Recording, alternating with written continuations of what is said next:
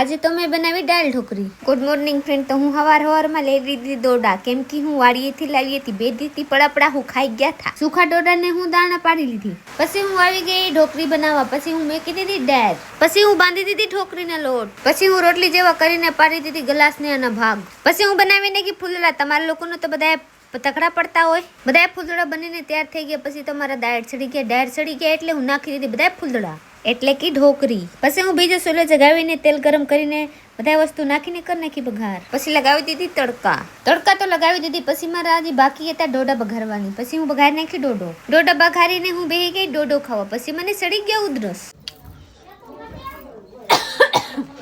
કાકા પાણી મારા સાહેબે પછી લાવી દીધા પાણી. અને ભાઈ આપણી દાળ ઢોકળી બનીને તૈયાર છે, એટલે હવે આપણે ખાવાની છે દાળ ઢોકળી. પછી હું બધાને થોડીક ભાગ પાડીને આપી દીધી. પ્રીતિએ દાળ ઢોકળી તો મસ્ત બનાવી છે. આનો ફૂલ વ્લોગ મારી આ ચેનલમાં આવી ગયો છે, તો જરૂર ચેક કરી લેજો. મારે મિની બ્લોગ અહીંયા પૂરો કરવાની છે, તો લાઈક શેર ફોલો કરતા જજો, સબસ્ક્રાઇબ કરતા ભૂલતા નહીં હો. Bye bye.